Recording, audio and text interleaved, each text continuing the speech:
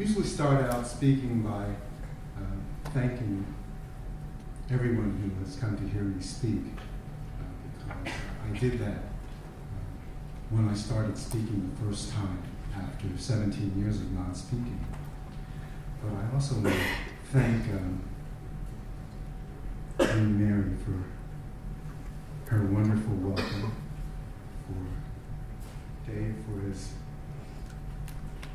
remembrance, and for Dylan. Thank you very much for that wonderful introduction. And I like that part about does a tree fall in the forest? I use that. It's a tree fall in the forest. Because when I started talking back in 1990, and I was thanking everyone for being there, one of the reasons why I thanked everybody is because no one was there, and I started talking, would it really be any communication happening?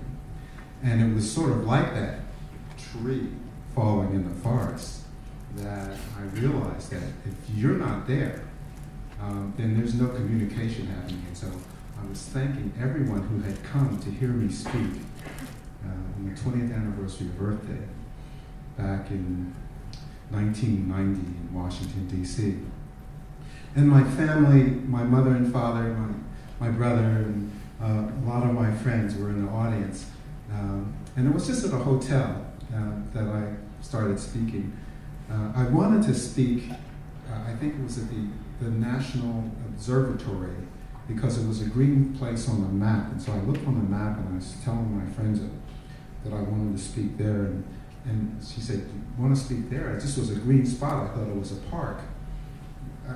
You know, it's the residence of the vice president, right? And so she called up and said, you know, John Francis is going to start speaking today, and he wants to speak at the National Observatory. And they said, no, we can't do that. So I didn't get a chance to do that. So I spoke at a hotel. Later I found out it was the vice president's residency. And I said, oh, well, that's why. But there I am at the hotel. It was a hotel right across from the Soviet embassy, the old Soviet embassy. They're on Wisconsin Avenue. And I said, thank you for being here. My mother and father was there at National Geographic and sent people and the newspapers. And my mother jumped right up out of her chair. And she said, hallelujah, Johnny's talking. Now, I mean, after 17 years and your mother hadn't heard you speak, and this was a religious experience for her, to hear me utter some words like, thank you for being here. My dad, however, on the other side of that, he just looked at me and he said, that's one. And that's because, and I'll tell you the story because everything for me is kind of like story. That's really an important part of education for me. Getting education I like to hear people's stories, and so I would listen a lot to the stories. But my dad said that's one because he would follow me across the United States. He did follow me across the United States, and he would always ask me or try to get me to two things. One, to start talking, and two, to start riding and driving in automobiles. And so when I started speaking, you know, he said, that's one. Me, I hadn't heard myself in such a long time. And in such a long time that I turned around and looked to see who was saying what I was thinking.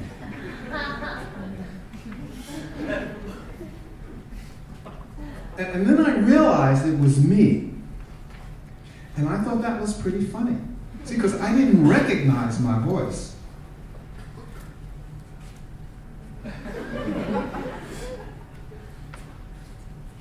And realizing it was me again, I started to chuckle.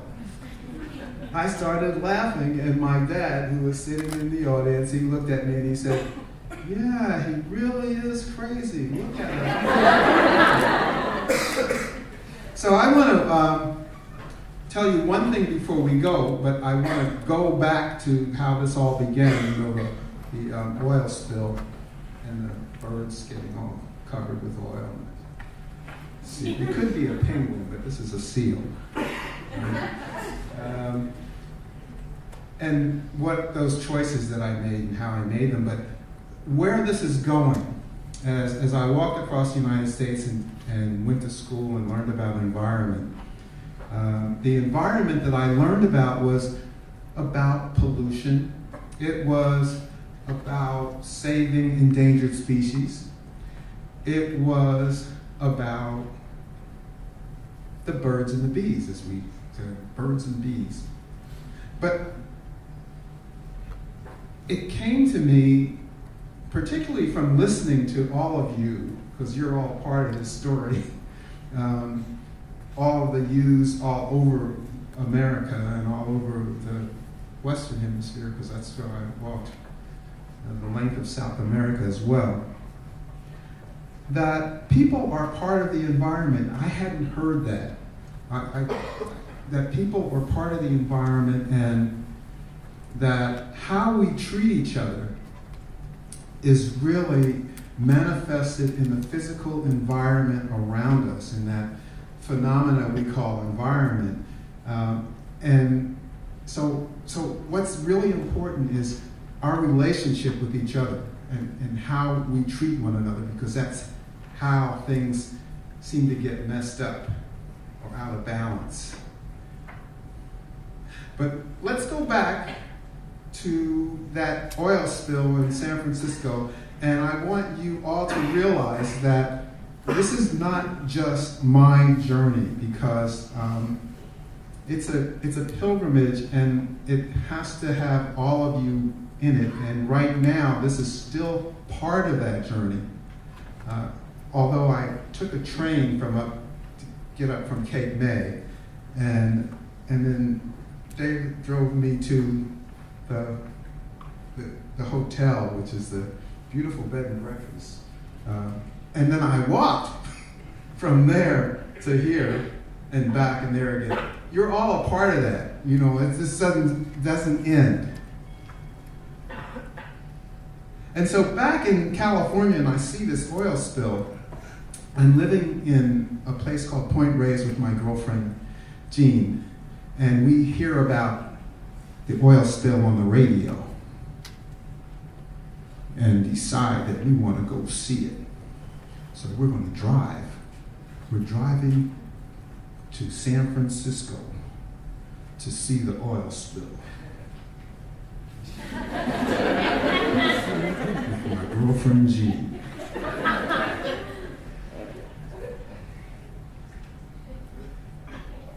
You see the spill, honey? No, I don't see it. Now, I have to tell you, Jean did not speak that way. She didn't sound that way. That's what we call a theatrical device. That's a theatrical device, too. That's going to be a boat for a play that's going to be here. Now, I build boats. That one isn't very seaworthy. No. But you're going to get the idea, and that's why I use that theatrical device. It's just to give you an idea and to make it interesting, and that's what that's going to be. That's Cleopatra's barge. Yeah. Okay. So Jean and I, we're driving along, and we're looking for the oil spill. We don't see it, but we can smell it. And that's the big impact for me, smelling this oil spill. Because I smell it way before we even get to the bridge. I smell it way before we even get to see any oil. And it's all pervasive. We can't roll up the windows and keep it out. It stays with us. It stays with us when we leave and we head back to where we're going. It stays with us when we're back there. It's in the car. We can't get it out now. On the way back, I say to Jean, I said, this is a terrible mess. What we should do is we should give up riding in cars. I said, we should give up riding in cars, Jean. That's nice.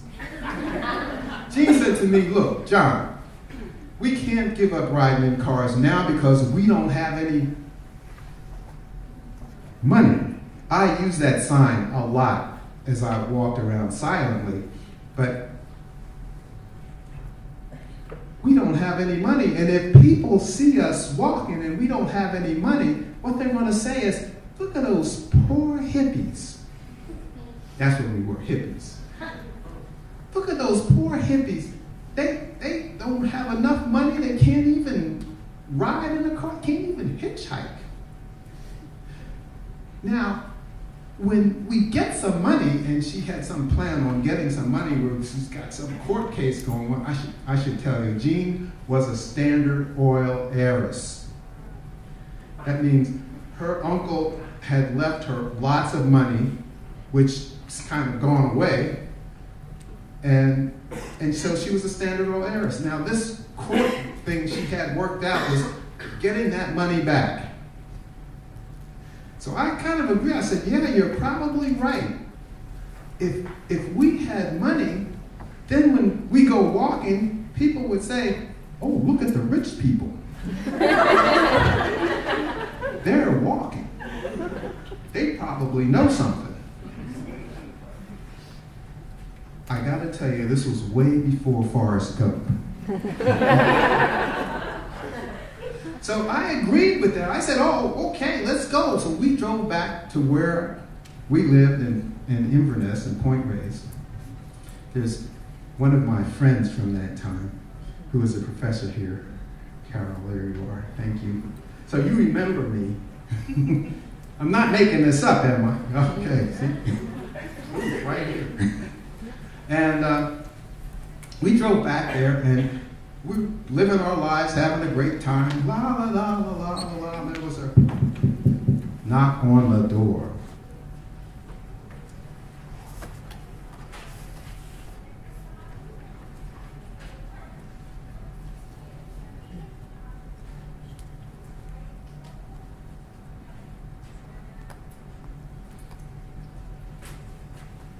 That was Marty Shoemaker from up the street.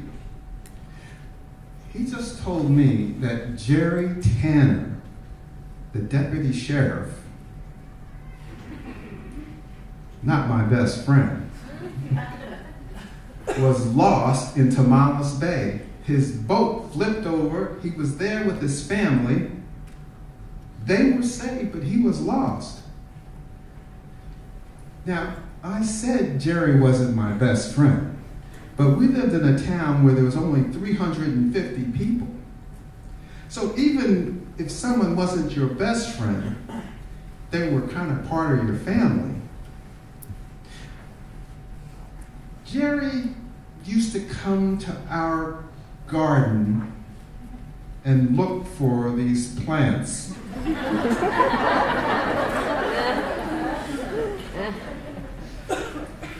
Let's suffice it to say that we inhaled deeply.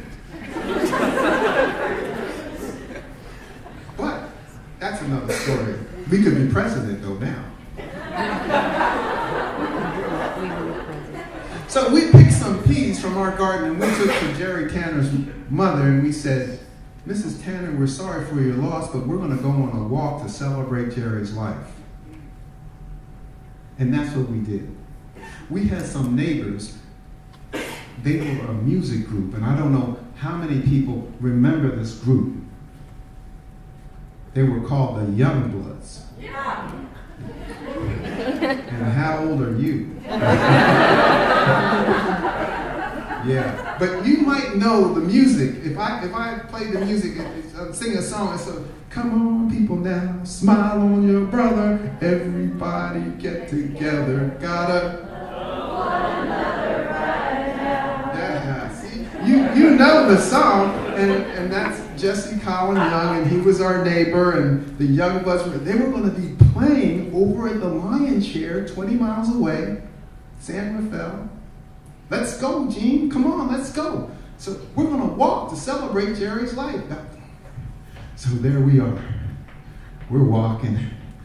We're walking. How many people here have walked 20 miles? You see, this is a good group here when so many of you have done that. And we want to get to the Lion Chair, and we're going to dance and celebrate Jerry's life. Well, we left at about 5 o'clock in the afternoon.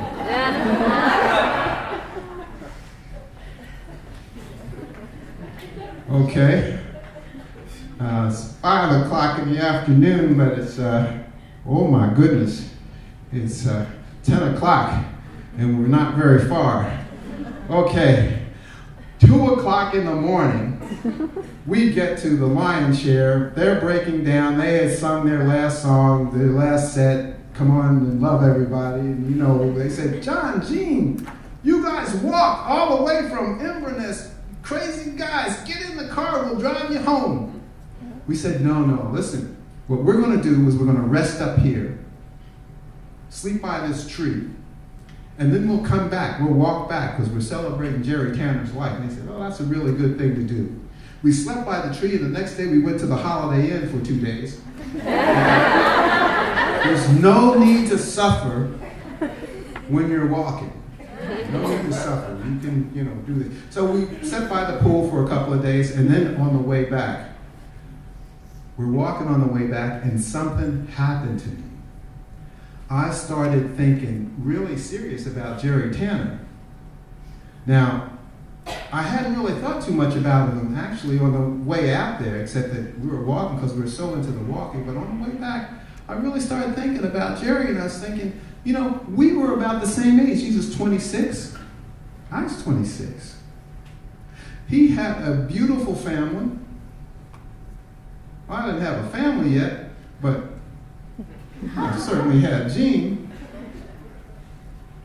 He had a beautiful house with a white picket fence around him, and he was white. He was living the American dream, and he had a great job. Maybe I wouldn't want that job, but he had it. And I thought, you know, Jerry was okay. He was more than okay. And he was living this great life. He was happy. Everybody around him was happy. And if he stayed out of their garden. And just like that, he was gone.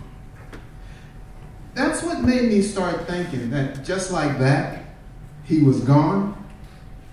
Because I realized that as Gene and I were waiting for this money to come, that we were going to use, that we were going to walk, and everybody was going to say, hey, look at the rich people, let's follow them, that there's no promise any money was going to come. There's no promise that tomorrow's going to show up. All we had was right now. All we have is right now. And I turned to Gene and I said, Gene, listen, all we have is right now. And we're walking. I'm going to keep walking because there's no promise that the money's going to come. This is it. And Jean looked at me, and she had love in her heart and love in her eyes, and she said, bye. No, she was not that cold. She said, look, John, that's great. You can walk all you want, but I have to go to court and do all these things, and it's, you know. So when we got back to Inverness, I just kept walking. I mean, I didn't put on my backpack and leave and go. I just didn't get back in a car again. In a little town like where we lived, that's something that people will notice right away. So as I walked the 4 miles to Point Reyes Station, people would pull up alongside me. Hey, John, you want to ride to Point Reyes? I said, no, I don't want to ride. I'm walking. Yeah, I see that. I'm walking for the environment, man. The what? The environment. Remember the oil spill? Man, drive off. Well, that evening, everybody knew that John Francis wasn't riding in cars. And so the next day, everybody started stopping to drive me to Point Reyes Station. They wanted to drive, get in the car, John, drive with me. And I would argue with them about, no, the oil spill and how we needed to do something, and I was doing it. And they said, John, all you're going to do by you walking is just need more gasoline for us, because you ain't going to change nothing. Nothing's going to change. I ended up arguing and arguing all the time, and I was wondering if anything really was going to change. But what I decided to do, I think, I'm going to call my mom when things get tough. That's what I do, call my mom.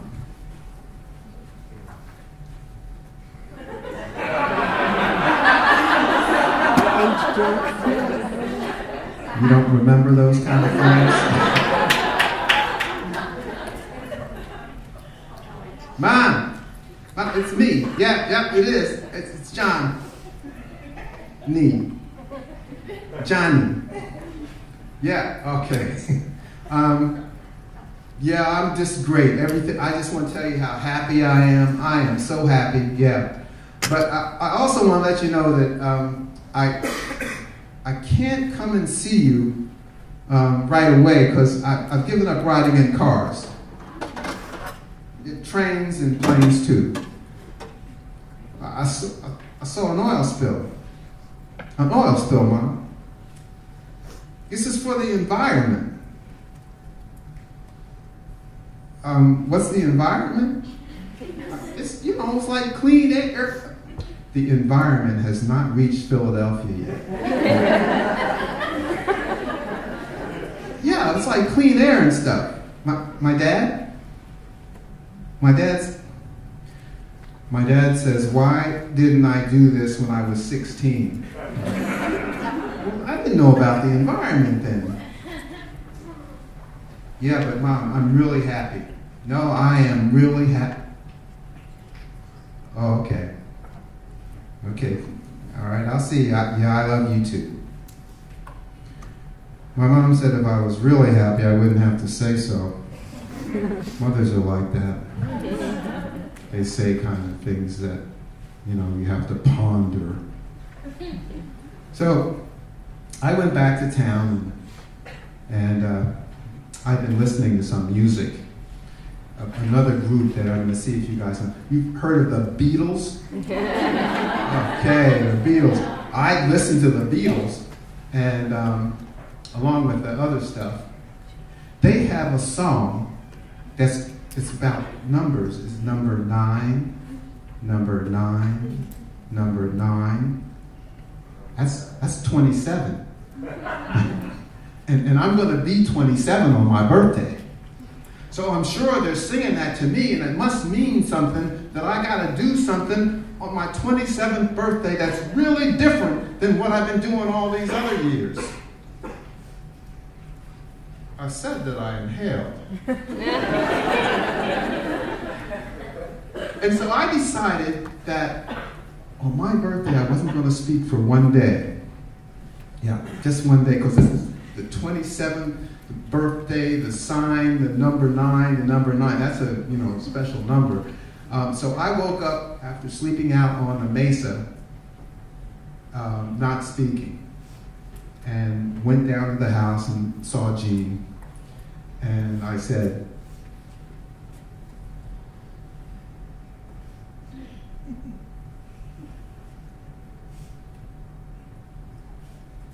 she said, "You're not talking on your birthday?" She was very happy. So she said, and I decided that I was going to go for a walk out to the beach, and she thought that was a great idea, and I should go out there and just spend some time by myself, and I did. I walked out to the beach, and then I came back into town and went to the post office to get my mail.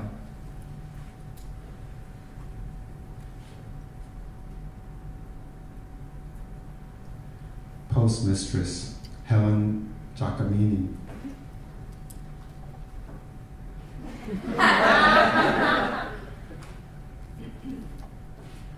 What's the matter, John? Cat got your tongue?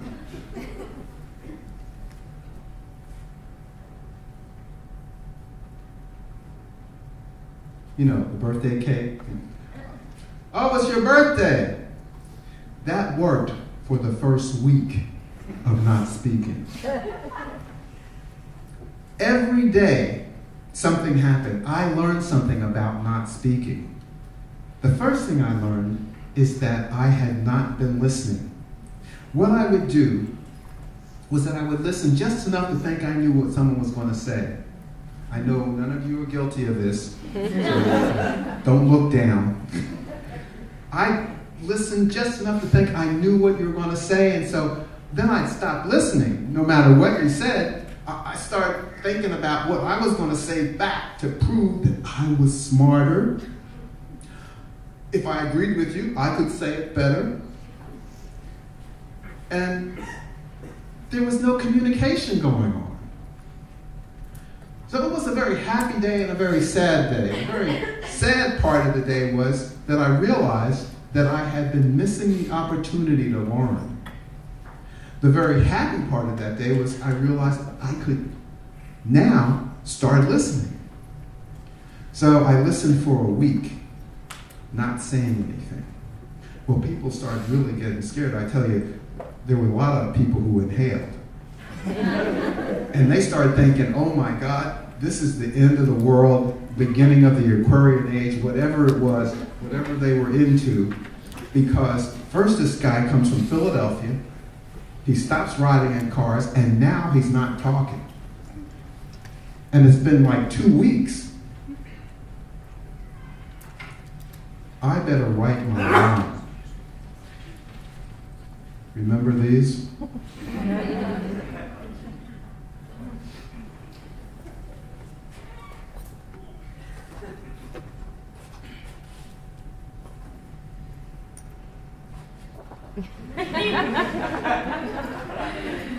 That wasn't a carrier pigeon. That was an airplane. Okay. I sent my mom a letter and to tell her that I didn't talk, and so I wouldn't be calling her anymore, and because I had decided not to speak for a year.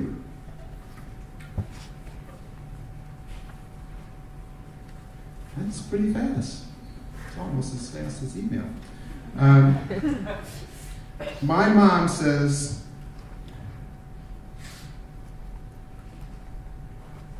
your dad will be on the next plane. Now, my parents back in Philadelphia are thinking that I've been co-opted by some very strange California religious cult, which are a few out there in California. I'm not going to say there aren't. She talked to one of my aunts, and she said, well, have you seen Johnny recently? And she said, oh, no, he's given up riding in cars. And he doesn't fly planes, so he can't come to Philadelphia unless he walks. But you talk to him on the phone, right, LaJava? That's her name, LaJava. No, he's actually stopped speaking because he has taken a vow of silence. LaJava, he's in prison, right? I mean, right, he's in prison selling drugs or something, right? Oh, I wish that was it. That would explain it, wouldn't it? No, it's about the environment. And so my dad did come out. And he saw me, and he saw where I lived, and saw my friends, and called my mother up. Yeah, he's here. No, I see him. He's right here now. No, he's healthy enough. He doesn't drink or smoke or... No, I just think we should just leave him here. No, this would not work in Philadelphia. Okay, dear. He's trying to play the banjo. Not very well. And so my dad went back to Philadelphia and left me in California to learn how to play the banjo and to walk around, and which I did. And I mean, walking in this really beautiful area, Point Reyes, is very healing, because usually I spent more of my time driving someplace and not really being where I was. And so that exercise of walking was just keeping me in one place, keeping me in a place, keeping me very present. And the not speaking really helped to let me hear what was going on around me and what my neighbors and my friends in my community, what they were saying. And you actually alter your consciousness, because all the things that you used to do, you don't do anymore. And so it changes the way that you perceive. And so that was happening to me. And that's when I decided that I should go find a wilderness area. They called the county office. It was another little green spot. This was before I found the National Observatory. And this green spot was an actual wilderness area where there was only mining and tree cutting and things like that going on. I went there and spent a lot of time living with miners and foresters, and I grew to really like that natural, rugged, really place where that you relied on just being. And I spent a year. I used to go up and down to the coast, up to the wilderness for a little while, and then I'd walk back down to California playing the banjo all the way and making money playing the banjo, passing my hat around. Once I lived in the wilderness for a year, and when I came out, that's when I decided to go to school. And even though I didn't speak, I thought that going to school was really important. I tried to tell my dad that when he had come out to see me, and he goes, what, go to school? You don't even talk. And you don't have a car. And I can remember trying to go to school before and telling my dad, oh, I gotta have a car. If I don't have a car, I can't go to school. So how things change. I went out, I was accepted at a school in Ashland, Oregon, University, Southern Oregon University. I went to the registrar's office and without talking, I just said,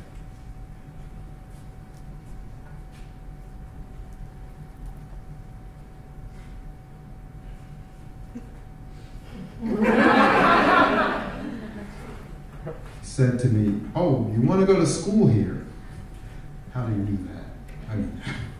So I had some newspaper clippings that explained that I didn't talk, and so the thing was that I had to visit all my professors and let them know that I wanted to take their class and that I didn't speak, and they had to agree to let me into their class. They had a program there called the Prior Learning Experience Program, which is a very important program to me. I don't know if you have anything like that here, where you get credit for doing things in a non-academic venue. But you have to take this course. It costs $75 to take it, and you have to learn how to write a portfolio, and you have to know how to put that whole thing together. So I spent 2 years writing my portfolio, and I did 2 years of classwork. And at the end of those 2 years, I handed my portfolio in. It went around to all the professors. Well, I got some art credit because every day, and Dylan mentioned that, I painted watercolors every day. But I did that for about 20 years, painting watercolors, actually 25 years, every day. And then I started writing in journal and writing poetry and haiku. And so I got credit for haiku and my poetry and my writing. I had published actually in backpacking magazines, so I got credit for that. And there was the nonverbal communication course, 12 credits, and I got 12 credits for that because it's like what went into the professor with my portfolio, he just looked at me.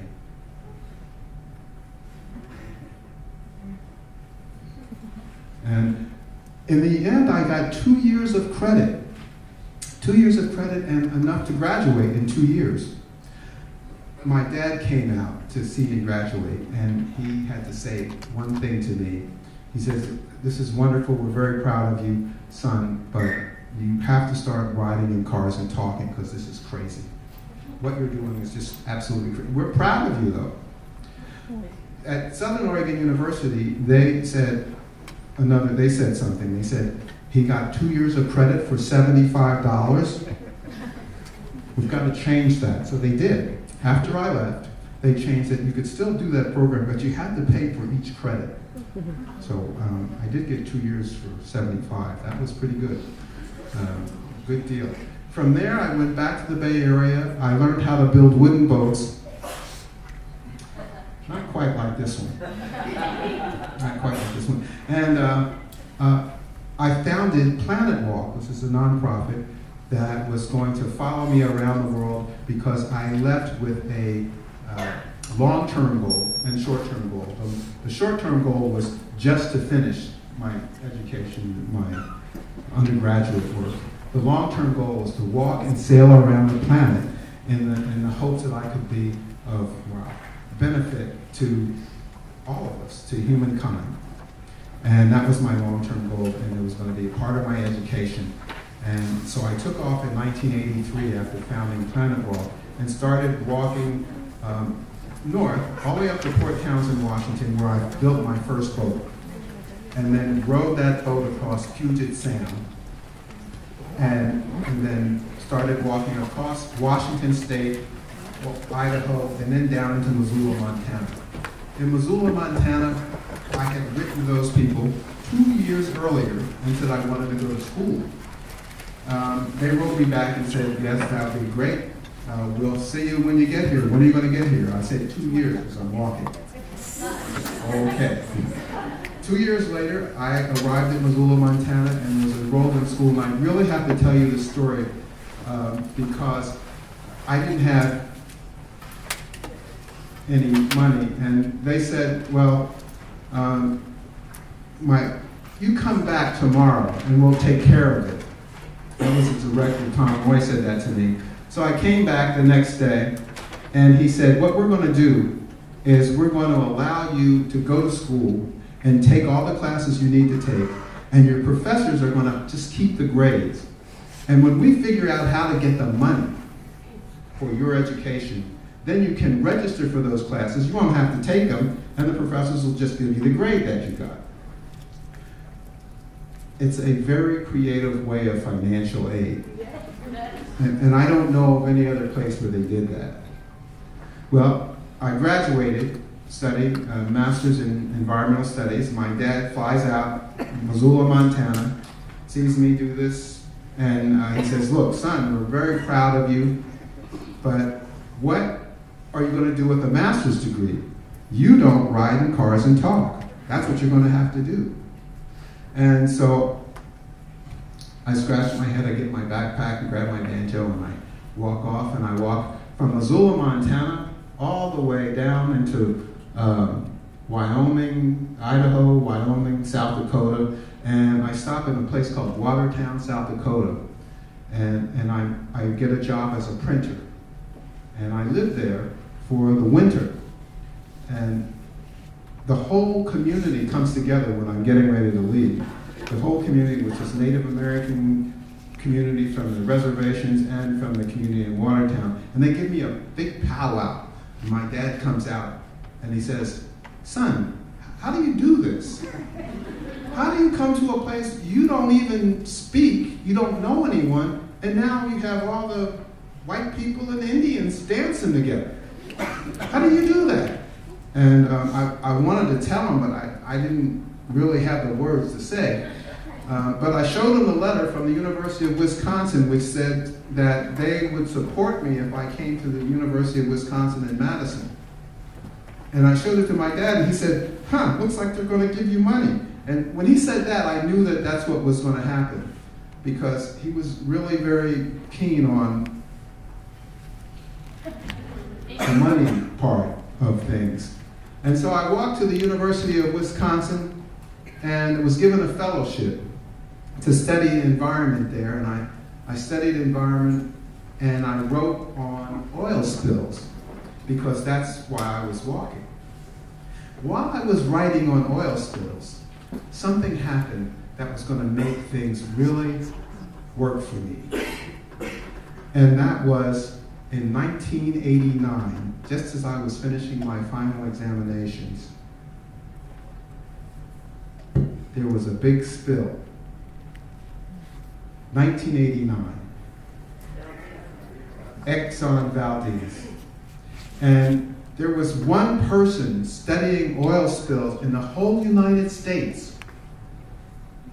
And the admiral from the Coast Guard called the University of Wisconsin to talk to that person.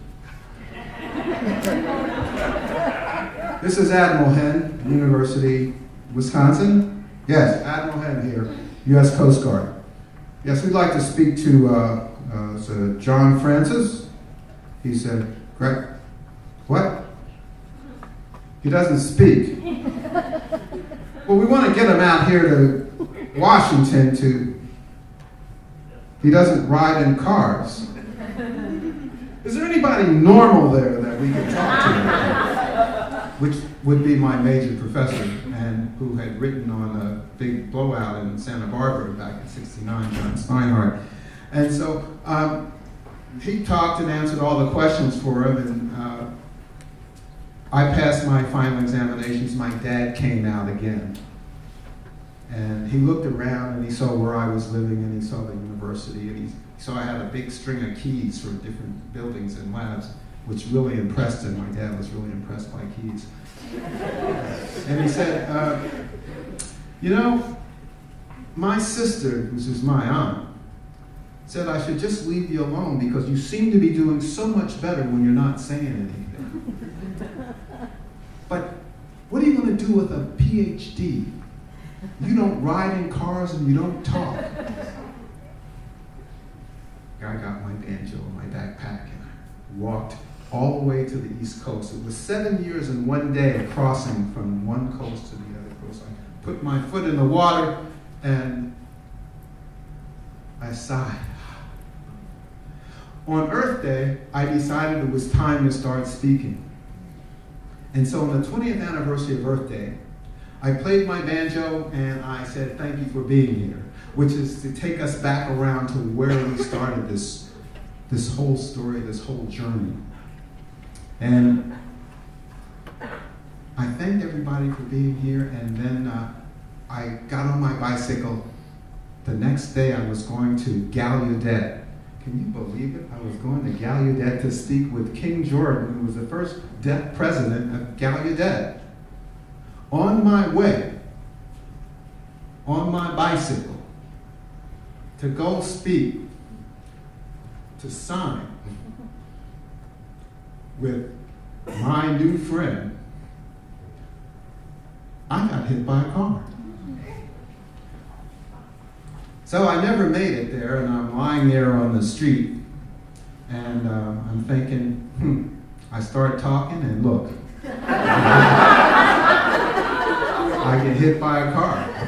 I should never have started talking. And then this guy runs over to me and he says, hey, listen, don't you worry about anything. I saw the whole thing and I work for a lawyer. And I thought, I must really be dead. And then things went gray. And when I came to again, the ambulance, they had cut off my shirt and they put me in all kinds of things and wrapped it and put me in an ambulance. And there I was in the ambulance and I'm thinking, okay, yesterday I started talking. Today I'm going to take my first car ride. And I'm really just perplexed there. They have me all strapped down in the ambulance, and the attendant's asking me my name and stuff, and I said, so, finding my voice, so, where are we going? And they look at me and says, we're going to the hospital. You were just hit by a car. Okay. How far is the hospital? I said, we're just going to take you to Howard University. It's about 15 blocks. I think I can walk. No, you don't have to walk. We'll drive you there. You'll be there in 5 minutes. Actually, I would rather walk. They look at me and they say, what's the matter with you? You want to walk? I said, well, I haven't been in a car or any motorized vehicles for like 20 years. Like 17 years. They look at me and they go, wait, what are you talking about? I said, I didn't talk either. I didn't talk for 17 years. I just started talking yesterday. Then I saw I was really in trouble. They had decided not to take me to Howard, but to this other hospital. And they went out and they had a conference. Meanwhile, there was a paramedic, this big woman paramedic, and she was strapping me down, and she was supposed to stay there to make sure I didn't hurt myself. And she said to me, she said, so, you're scared of motorized vehicles, are you? And I said, no, not really. She said, well, what is it, a kind of a religious thing? I said, no, it's not religious. She says, well, what could it be? Is it principles? I said, yeah, that's what it is. It's principles. It's principles. And I grabbed on the principles, and she said, huh. And she got real close to my ear, and she said, well, honey, if you can suspend your principles for 5 minutes, we can drive your butt to the hospital. So I don't think principles work that way. And so they did let me out, and I walked to the hospital to the chagrin of the guy who worked for the attorney, because, he was going, oh my God, we could have made millions of dollars. Well, I don't know about all that. But I did, and I walked to the hospital and everything got better. And I defended my dissertation over the telephone, and that was a good thing. My major professor was happy that I started speaking, and once I finished my degree, the U.S. Coast Guard called me, and I could talk to them now. I made a UN Goodwill Ambassador as well. So they called me and they said, Dr. Francis, we'd like to have you come to Washington. By that time I was up in New England. I was in Vermont. And I said, well, I'd like to do that. I'd like to work for you guys for oil spills. This is Exxon Valdez, OPA 90. It was called Oil Pollution Act of 1990. They said, we want you to be a project manager and our environmental analyst. Wow, this is great, just what I wanted. Called my dad up right away because I told them that I could be there in about 2 months because, I didn't ride in cars. And he said, yeah, we heard something about that. But, okay, we'll wait for you. My dad, I called him and said, Dad, I got this job at the Coast Guard. I said, what Coast Guard? I said, the U.S. Coast Guard. Said, yeah, but do they know who you are? I said, well, I think so. He says, well, who do they think you are? And I'm sure he was thinking about those signs that said, get out of Vietnam and the Pentagon. I said, I don't know, Dr. Francis. He said, God, the world certainly had changed. And the world really had changed. And I rode my bike and I worked for the Coast Guard for a year writing oil pollution regulations until I decided I had done what I needed to do and that it was time for me to leave from Martha's Vineyard and sail down to the Caribbean. But if 20 years later or earlier, someone had said to me, John, if you really want to make a difference, that you should get out of your car and start walking east. Pick up a banjo and shut up. And you're going to really make a difference. I would have thought that they had been inhaling a little too much. But that's the kind of journey that we're on. That's the kind of commitment that we need to make, not to others, but to ourselves, in order to make that difference. That we can't really do it for someone else. We need to do it for ourselves and then each other. So I want to stop there because the journey didn't stop. Our journey's not stopping. I'm here with you, and you're making a difference in my life. I hope I make a difference in your life. I want to end with playing some music before just the end of Life Celebration, which is what I started out playing. And then I want to have a conversation with you. And so,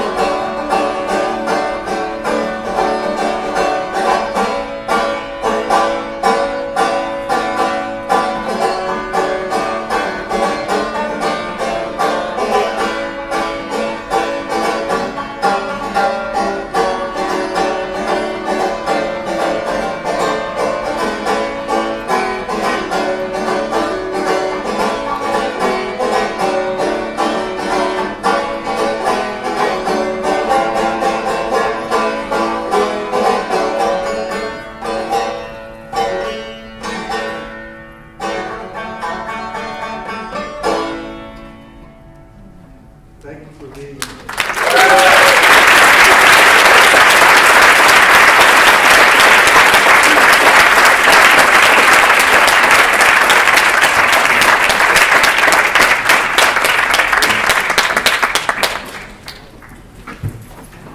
So if there are any questions that you might have, I will try to hear them and try to answer them.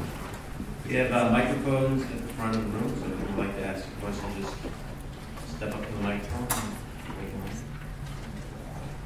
I'd like to also say, since I know some people are leaving, that after this, there are some refreshments, and John, some books are for purchase, and John will be signing those books after this, so in the art gallery that's behind us.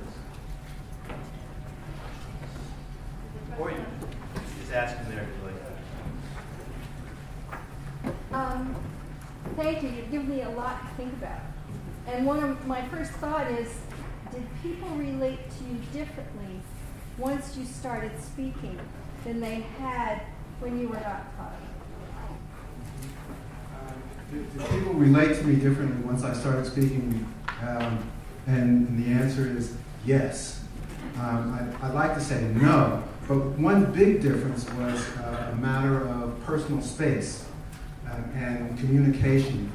When I didn't speak, it was allowable for me to be very close to someone and touch them and write in their hand or move them and point in directions. And when I started speaking, then that personal space became evident. I mean, people would move back from me and say, "Hey, no, you're too close. You're too close, and you're going to talk." So yeah, things did change when I started speaking. That was one of the big ones, and there are other, changes along the way with that too.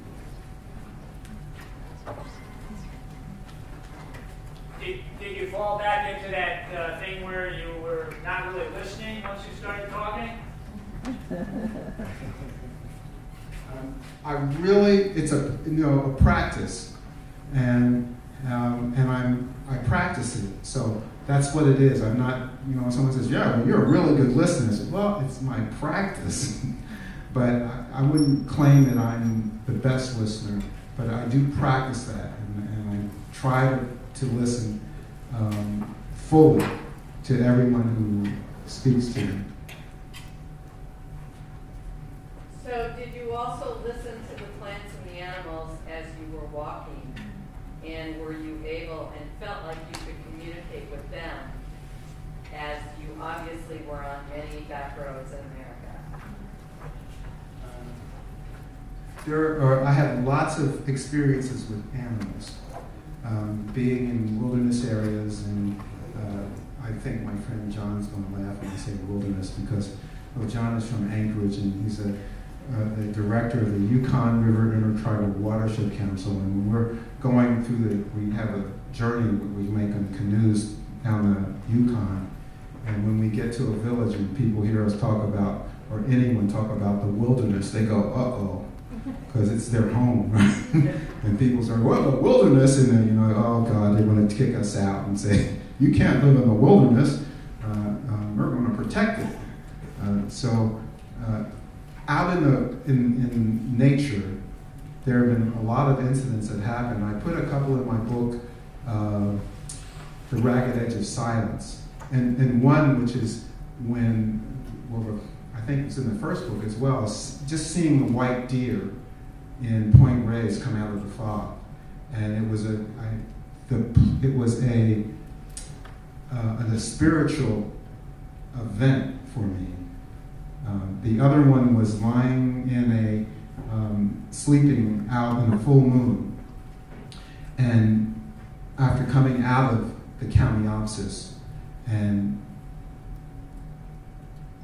hearing something and looking and seeing it was a deer, and the deer came over, and I didn't move, and it licked my face, and then it walked off.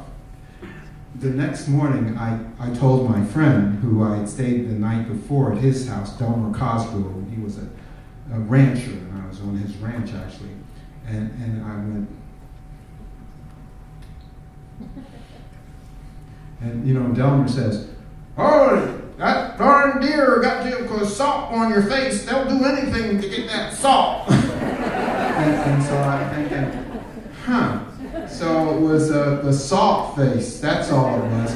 But, you know, whatever it was, that was an experience. And you know, I had to think of it. It's like, well, there are all these reasons why something happens, but that's what happened, and that's the experience.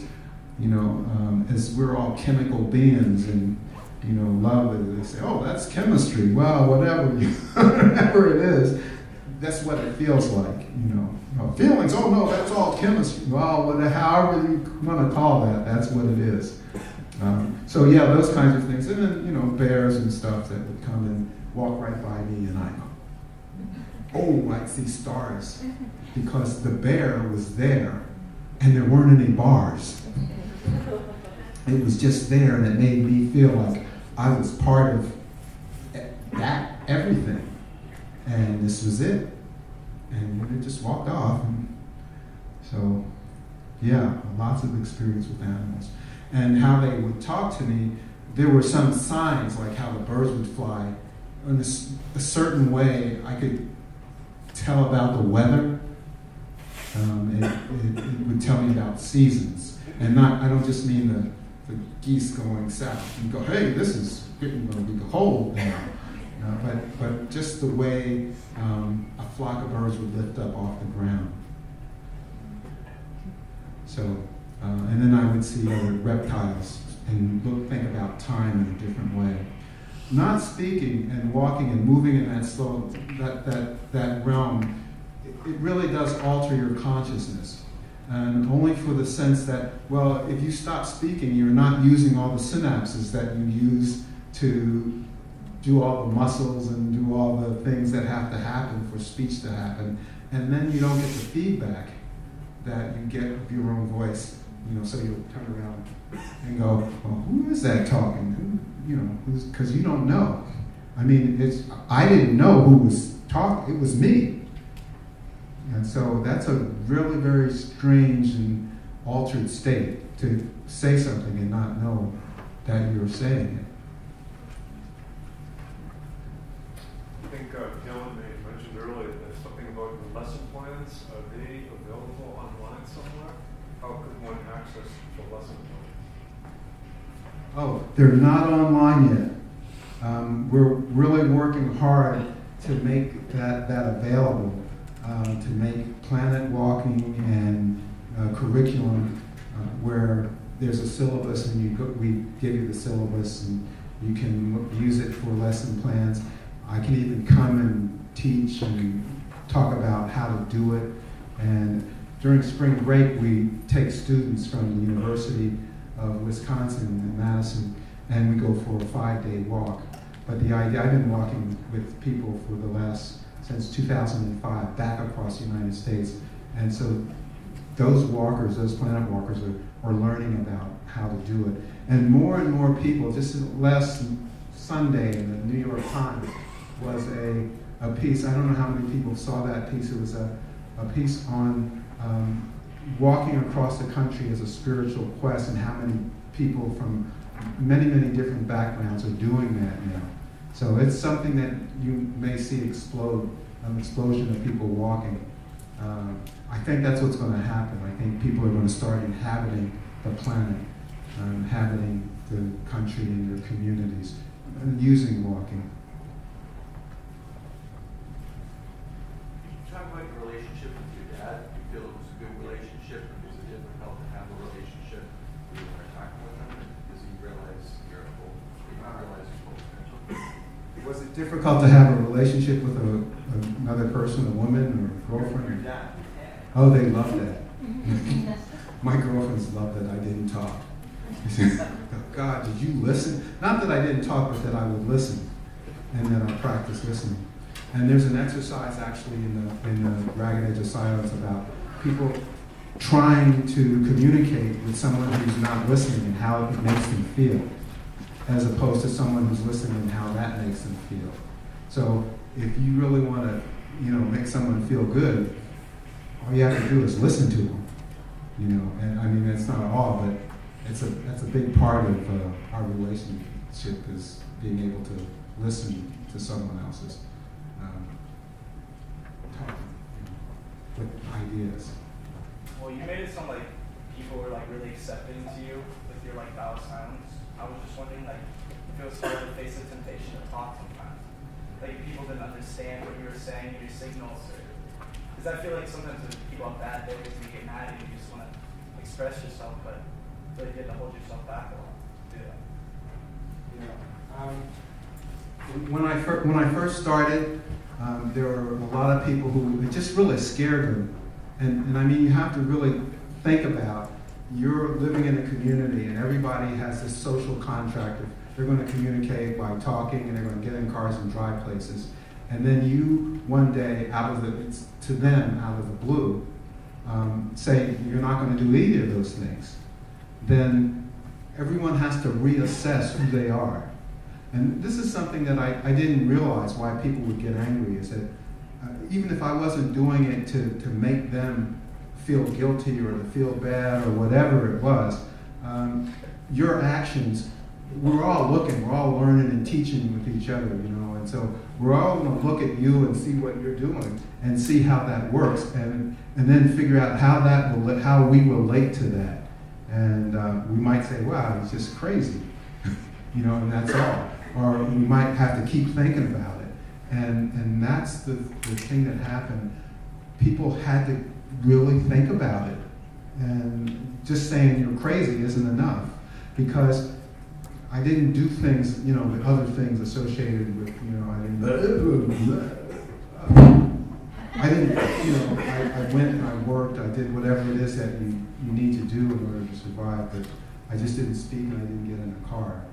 So as time went on and some people heard about what I did, they would think, well, that's really cool. Or some people would say, let's try to make them talk. I mean, it's just everything, you know. I realized that no matter what you do, no matter what you say, you can't make everybody happy. You know, it's just not going to, whether you talk or whether you don't talk, you're not going to make everyone happy, and that should not be your goal, is to make everybody happy, because that's, you know, comes from inside everyone. Yeah, I may have missed it at the beginning when you, with the introduction, but what was your goal at the outset of your decision to not talk, and did that change over time? And was 17 years the amount of time for you to accomplish that goal, or could you have accomplished it in a shorter time of period of silence? I think I understand the question. What was it? Well, the first thing that happened was an oil spill. That got me walking. Right. And I would have been walking and that would have been fine, except I started arguing with people about the oil spill. And then I realized that I was just really getting tired of having arguments. At the same time, I was listening to the Beatles.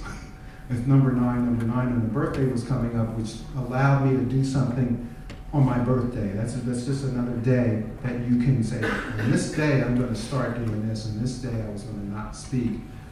For the first little while, it was, I'm not speaking because I don't want to argue. But as time went on, and I talked a little bit about this, when I stopped talking, I mean, I had conversations going on in my head that were there from who knows when. There were arguments, and Simon and those guys, they sing this song about dangling conversations, and there were just all these you said this, well, I said that, I could have said this, you said that, well, you might say this, next time you're going to say this, and it would just be going on and on and on. I'm like going, oh my God, how do you turn that off? And over the few months that I wasn't speaking, the conversations went away because I just didn't have them. And it wasn't anything that I purposely did. I knew it was going to happen. It's just that I never said anything, so I didn't have a conversation that was dangling there that I needed to resolve. And the other part of that is that there is this altered state that we find ourselves in. And so there was a part of me that I stopped inhaling the weed of the devil. Didn't need to, because life was so much more. I mean, I couldn't have taken some drug to be in this kind of state. This was like something that was natural, just being naturally in a place that was exploration. Everything was new all the time. Everything was new all the time. And when I met someone and we were going to communicate, it was absolutely new. I didn't say words that I used to rely on to kind of get my message across, maybe. In fact, I wasn't really trying to get any message across except to be in communion with all of us. So each year when that time came by for me to start speaking again, I had no desire to start speaking until after I had finished walking across the United States and getting ABD with my PhD. And even then they had, because I was a fellow at the University of Wisconsin, they had no intention of saying, well, you have to talk to defend your dissertation before we, give you your PhD. The rule was that you have the right to defend your PhD. You didn't have to if it spoke for itself. And so there was that tradition where you go in and you sit there and sweat while they all ask you questions that you should know if you wrote your dissertation better than anyone. And I did that over the telephone. So my major professor called me back afterwards and he said, John, well, how did that feel? And I said, well, it felt kind of distant, John. And he said, no, I mean, really, how? I said, I don't know. I mean, you were there, you have to tell me. And he said, well, everyone really loved your dissertation. They said it's a very important, work. But the one thing that really surprised them, it was one thing, and I asked him, well, what was that? And he says, that you could speak in sentences. Because no one had ever heard me speak before. And so they could imagine that anything, but they just didn't think that I would speak in sentences. So I said, well, heck, you mean I could have just said a couple of sentences and they would have given me a degree? He said that was a joke, John. We have time maybe for one more question. Yeah. Go ahead, you could. I'm just really curious about, Where are you? I'm here. Stand up. Can you hear me? Yeah. Sorry, it's hard to know. I can understand how valuable your work is, but I don't hear any talk about issues, which of course is the environment that we're trying to protect. So what you've done is sensitize yourself to the environment, but do you refrain from taking on any issues, like you don't organize walks to places where they have fracking, or you don't organize a walk where they're going to build that huge pipeline? Is that something that you avoid dealing with? It's just such a pain in the neck, or I'd really like to know. Well, yeah, there are issues that I talk on water and, I don't lead walks where they're having fracking. I leave that to Bill McKibben, who's a good friend and he's doing a terrific job. But when given the opportunity to speak on that, I certainly will, and I certainly do. Specifically, the work that I did had been about oil spills. That was my work. And to find myself addressing oil spills, actually working and writing the regulations for oil spills when I saw an oil spill was my circle for me in that issue. But what I discovered was more about these issues, why we have these issues. What makes these issues a part of us, and why are we doing this thing with the fracking and the Keystone Pipeline? Why does that happen? And that's when I believe that the underlying cause of that is how we relate, how we view each other, how we treat each other. And if we treat each other, and I just use for a small example to say, if we loved each other, and if we practiced that, and we had a corporation or a company that made widgets up in the Adirondacks or wherever, and right on the river, you know, we just could put in our effluent or from the process, and we didn't have to think about it. Now, we have to think about it now, but back in the 70s and when I started this wasn't a movement yet. And so people were putting stuff in the water and nobody cared. It was an externality. And then if someone all of a sudden said, oh my God, Joe, what we're putting in the water is hurting the people downstream. And if I am me and I really care, and I think there are people that do, and there are examples of people that do, I would say, well, wait a minute, stop. I wouldn't need a law. I'd say, wait a minute, stop. Let's find out what that is, and let's stop doing. Tell those people to stop drinking. We're going to do something to do that.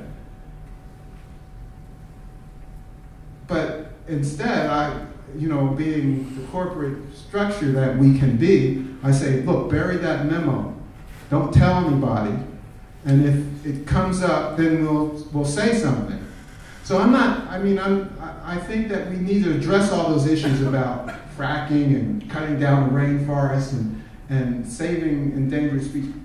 Important stuff. But why? Why are we there? Why is it such an intractable issue with us? And, at the same time, we're fighting wars, and we're just killing ourselves. And it's us. It's not, it's just us. So how do we address that in a fundamental level?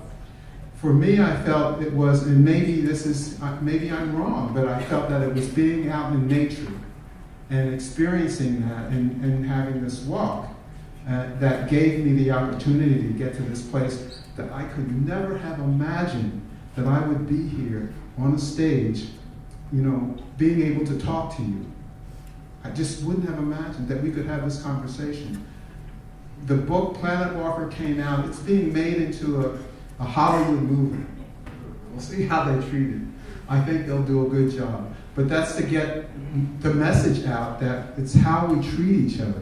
It's really important. And so that, I think, goes into all of our aspects of the environment and how we deal with the phenomena that we are experiencing now. Thank you, John.